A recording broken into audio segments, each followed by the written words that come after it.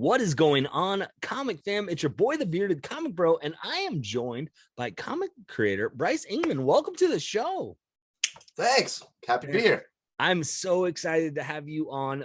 You are one of the writers on one of my favorite comics right now, My Bad from Ahoy Comics, and I can't wait to hop in and talk about that with you here in just a little bit.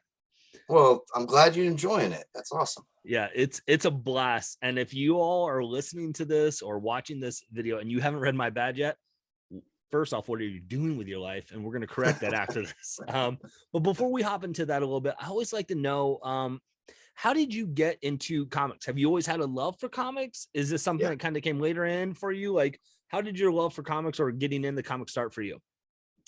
I am a lifelong comic book reader, lifelong fan. The way my mom tells it is that we didn't have a lot of disposable income when I was a little kid, and comics were cheap still back then. And she could buy them for me when she couldn't afford, toys and other stuff. And hey, that worked out really well for me because I was pretty dang obsessed with comics as a kid. If I was in a car driving with adults, 90% of my attention was focused on trying to see if there was a comic book store on any of the roads we were driving down, so I could scream and say, "Stop, stop." Yes, that's so cool. Like, it's always interesting to hear like how people get into, whether it was early on in a stage or later on in life. Was there like comics that like, characters or books that kind of really captivated you as a child that you're like, this was it? Or were you just like, just give me any comics that mom will buy for me? Probably both. I mean, I would take anything, but I really liked the Teen Titans. Okay. And I really liked the Fantastic Four. Those were the two that really like captured my imagination as a kid. This is the 70s, so this was before the Wolfman Perez Teen Titans. This was the Teen Titans that was just out for like a year in the 70s that happened to be when I was starting to read comics. And I already knew Robin from the Batman TV show that was in reruns when I was a kid, so I liked him. I didn't know that the Batman TV show was supposed to be funny. I thought, it was super cool, and I was into Robin. So Teen Titans I loved, and was really sad when it got canceled, and then really happy when Perez and Wolfman relaunched it. And the Fantastic Four, just something about the quirkiness of it at the same time that it was, some superheroics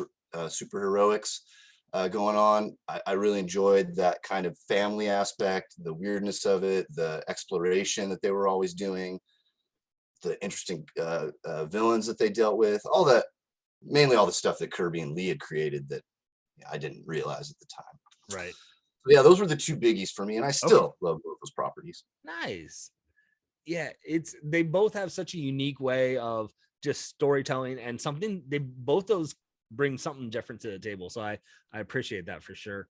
Yeah. So how did that then translate from you going, I really like comics to I want to write comics? So I was acting for a while in Los Angeles and doing a little bit of TV movie stuff, and decided I wanted to write screenplays too. So I spent years writing screenplays that never got made into movies. And at some point along the line, I thought, I still love comics. I should be trying to write comics too. So for 6 or 7 years, I also was trying to break into comics, and it's not easy, and it's hard to get your foot in the door. I got lucky because one of my best friends, Mark Russell, broke into comics and became a successful writer. He's a co-writer on My Bad. And when Ahoy Comics launched in 2018, they had sort of a open submission policy.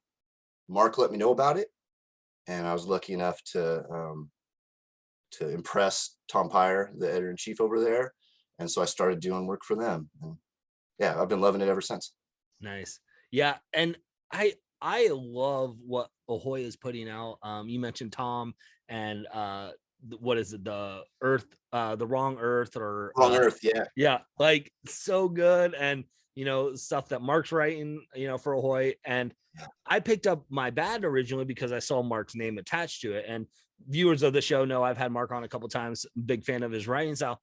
But as I was reading My Bad, It's mostly, it seems like Mark has the first story, and then it's a lot of it's your book. So kind of like it feels like you guys are co-writing, and it feels so like it just flows so effortlessly. Like I can't, if I didn't, I have to look at the front credits to see who's writing what. Like, and I think that is such a cool thing. So before we get into that process a little bit more, what is, if someone's never read My Bad, what's My Bad about? I always struggle with this question because it's not a straight parody. Like Yeah. people sometimes go, "Oh, it's a parody," of superhero comic books, and there's that aspect to it. But I think that it's just Mark and I have a similar offbeat sensibility about these things, about how we view the world and about how we view comic book characters, and being able to take some of these tropes and put a different spin on them is a lot of fun. And so where this book originally started out from was I was sitting in my room and I saw a bug crawling across a table, and I put a glass over it. And I was watching the bug underneath the glass before I took it outside to let it go. And I started thinking about all the times that Doctor Doom put the Fantastic Four in those little canister things that would, contain their powers and imprison them, and all the other supervillains who've done that to superheroes. Right. And I thought, well, what if a supervillain caught the wrong superhero and kind of felt bad about it in his, trap? And started working on that. Ahoy liked the idea.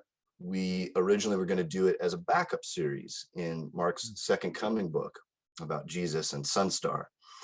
And we thought it was a nice fit.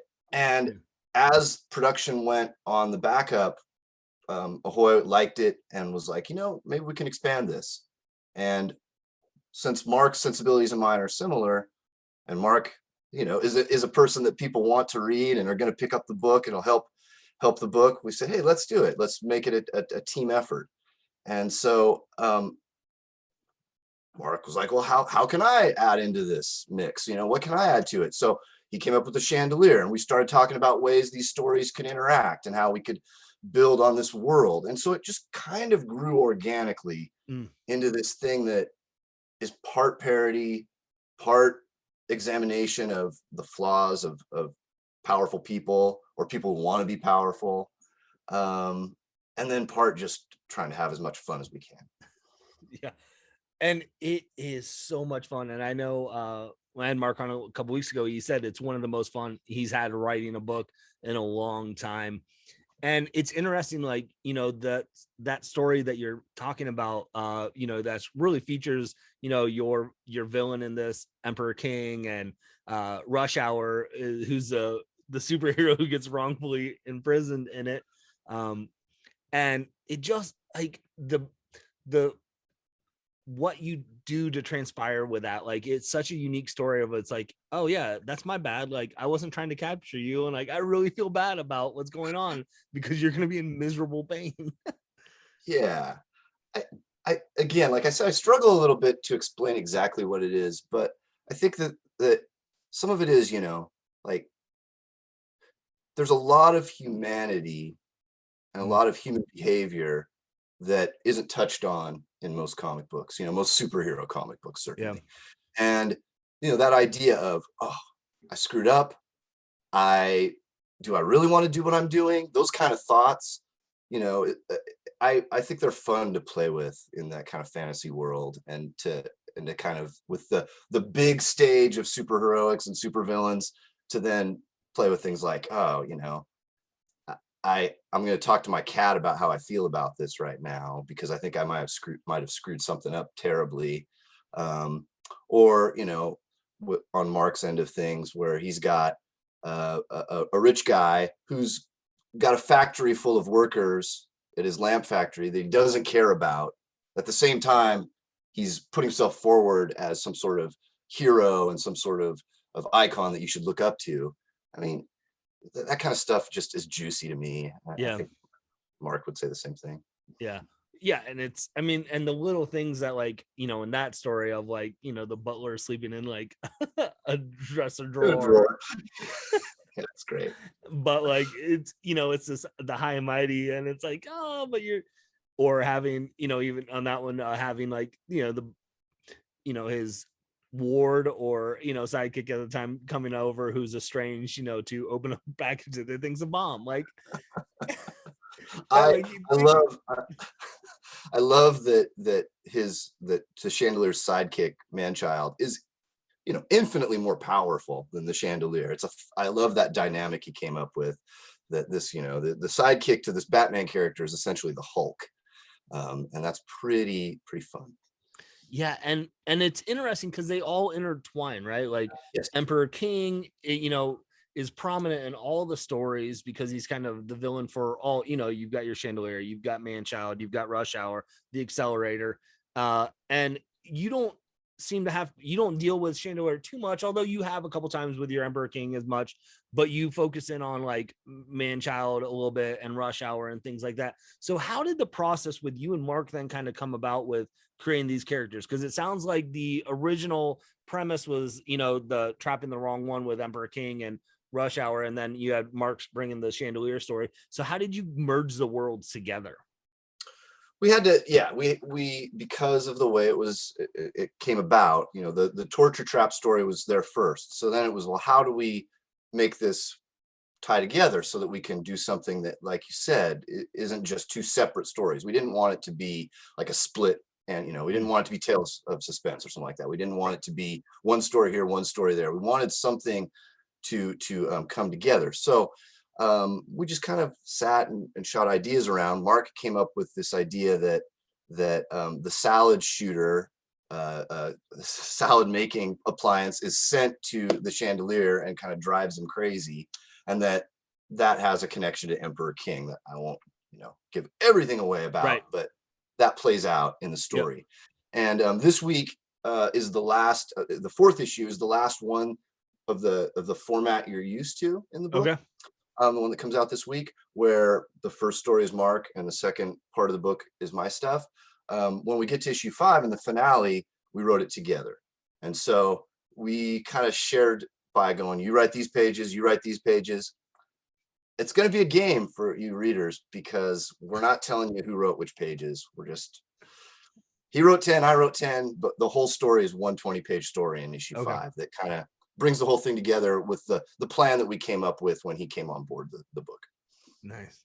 Well, I said that at the beginning of the episode, and I think it's so interesting. Like, I didn't realize when I first picked it up that there were two writers, and because it just flows so seamlessly, your styles really complement each other. Thanks. And I think, I don't know how you guys got connected with Peter. I know Peter does a lot of art for Ahoy, but man, Peter Krause's artwork on this is fantastic.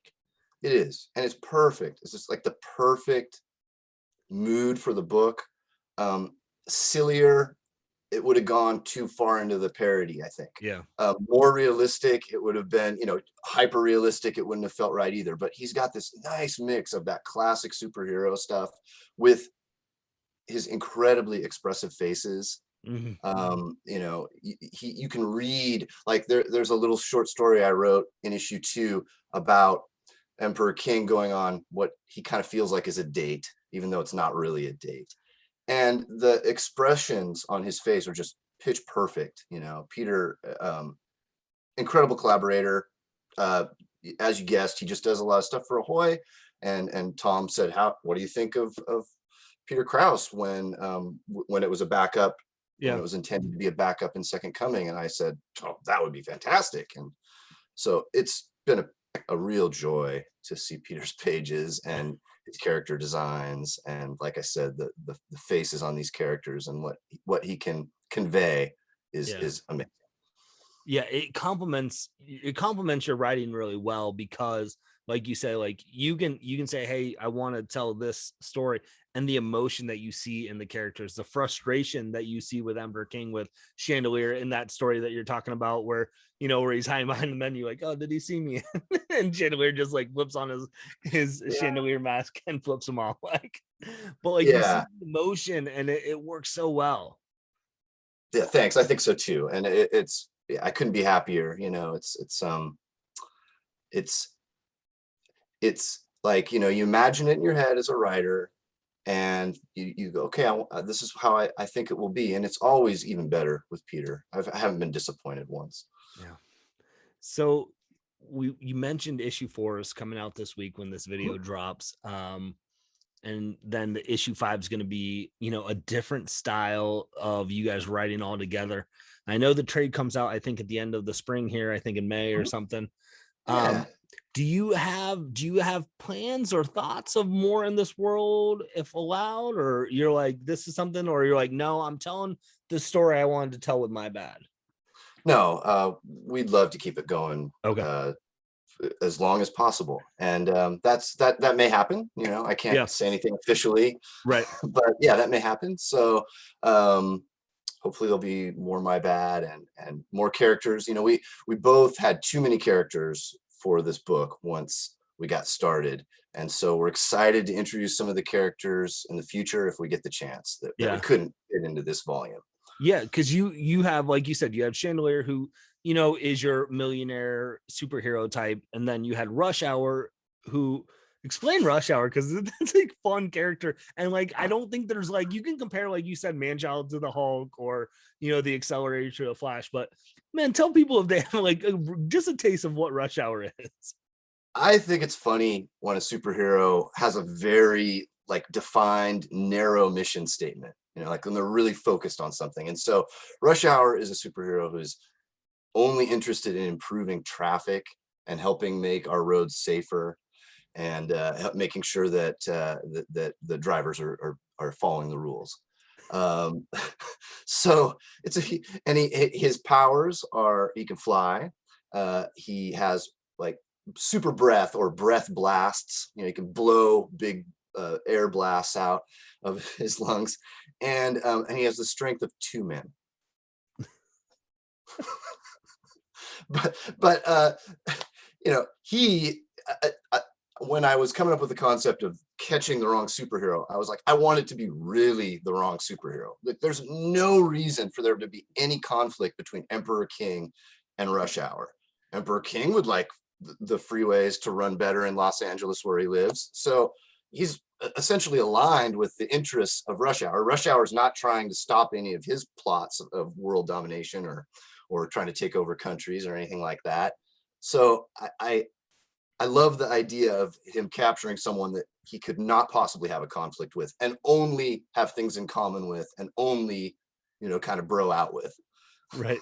Well, and that's what it is. It really is a bro story when they're just broing out and they're just having a conversation. And like, and the brilliance that you wrote in that, of like, oh, I can't open it up. I put a fail safe in, in there, because I know the Accelerator is so charming. I probably would have just opened the door anyways for him. So like, you're gonna have to go through all this torture that we have. Like, you've eliminated the ability to them to not have to convince them to let them out, but like, and it allows you to then have the conversation of like, where it is, it's like, my bad, like, oh, we're really like, why'd you come here? Oh, blah, blah. Yeah. I thought my friend told me this. Oh, he was just messing with me, stupid guy. Like, it is so good.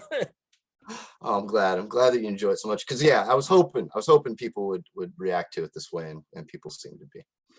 So you had this idea that came from literally you caught a bug with a glass. Like, where did your writing style come from even more so? Like, is this like, as you start to process this, like, do you kind of start to, how do you cultivate the story into more of it as a writer than just like where you started with the bug in the glass? I mean, I want to take left turns always. I want to experiment and see when I'm writing, okay, this is what I've seen before, but what if I try this? And then sometimes that works, through the process, and sometimes it doesn't. So I rewrite a lot, and I just kind of keep churning through and seeing what works. And sometimes, in some stories I've worked on, the main premise ends up being thrown out because somewhere along the way I find something else that's more interesting about that premise. Yeah. So I don't know if I'm answering your question. No, yeah, very you well. are. Yeah. Okay, yeah. My process is whatever sparks my imagination. I start with whatever I think's the fun of the idea, and then I just kind of see where it takes me, which is sometimes a challenge for Mark and I when we're plotting together, because he kind of works the same way. And we'll sit down and go, okay, this is what I think should happen. And he'll say, this is what I think should happen. And we'll go, okay, good, we got it. And then we both go to our computers, and a week later, we're both kind of like, oh, I want this way, and I want this way. And we kind of have to, then replan. Yeah, because I mean, it seems like you said, you have separate stories here, but you want them to be intertwined. But I feel like with what you're saying with issue 5, it's a straight up like, good luck trying to figure out who wrote what.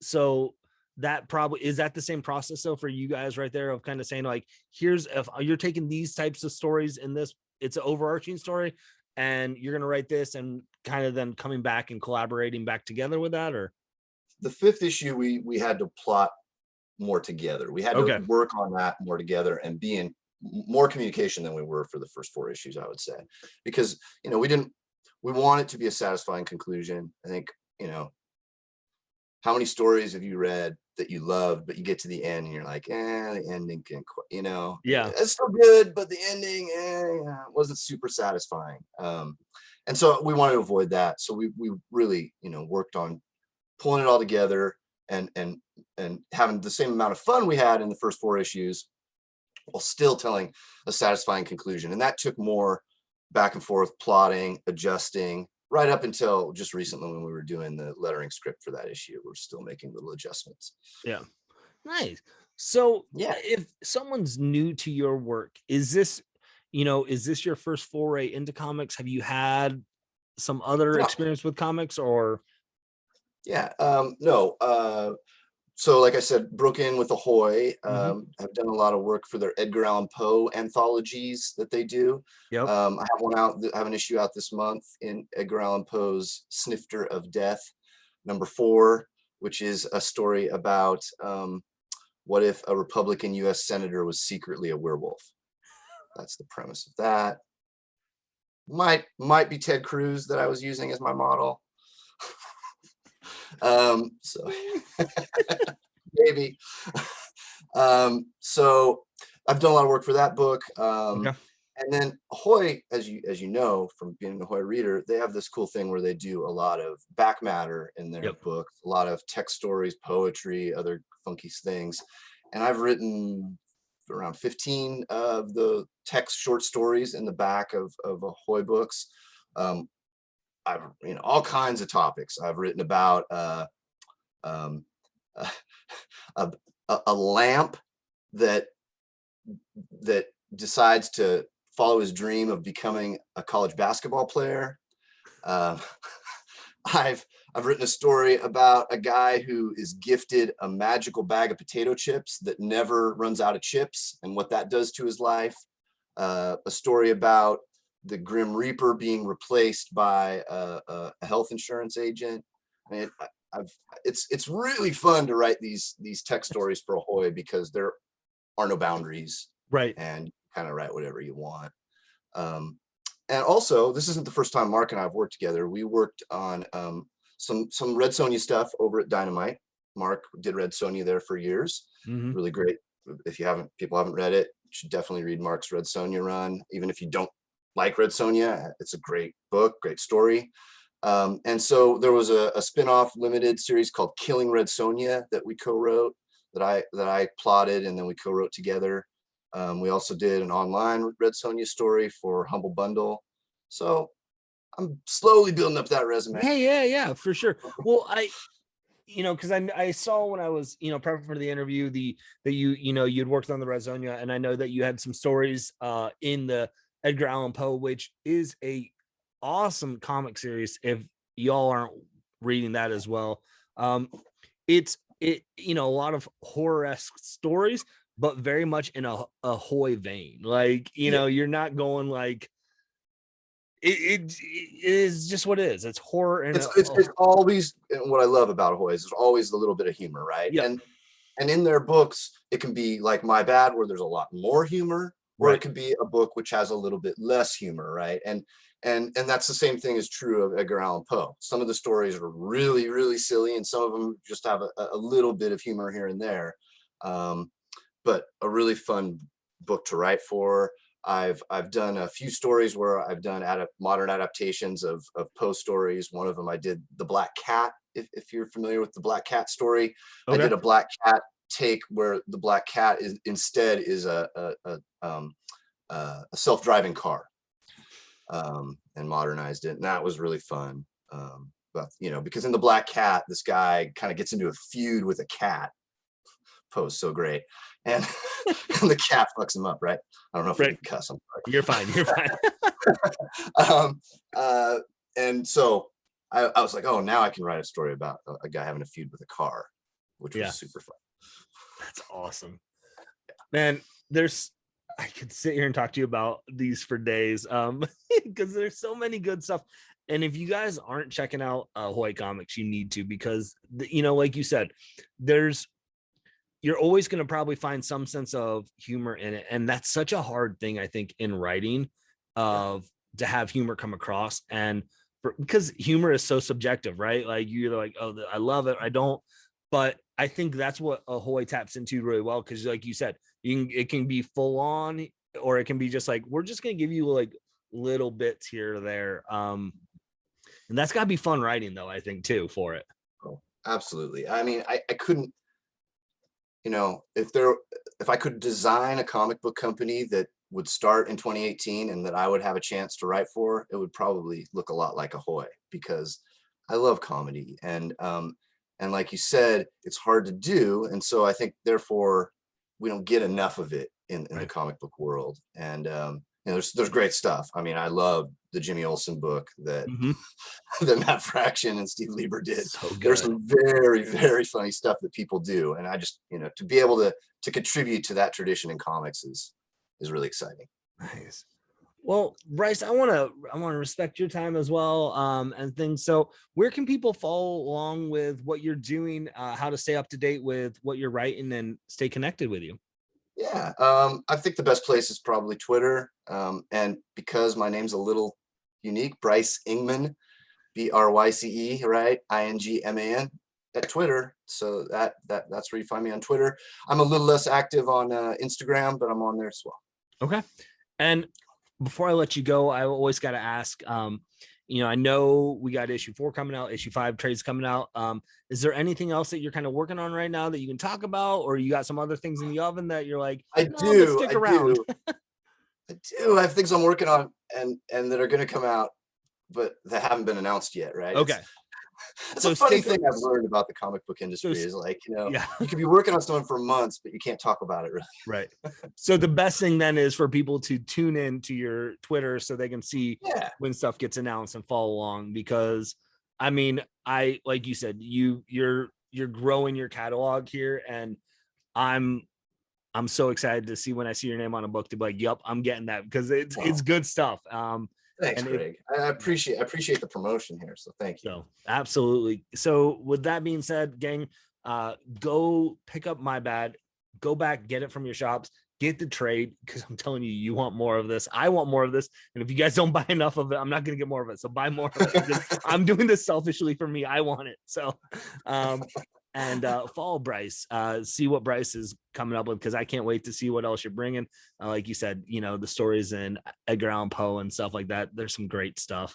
But man, thank you so much for just taking some time to talk comics with me. No problem. It was super fun, Greg. Thanks. Absolutely. So with that being said, gang, hopefully you can find some time to curl up, grab a book, and nerd out. Peace.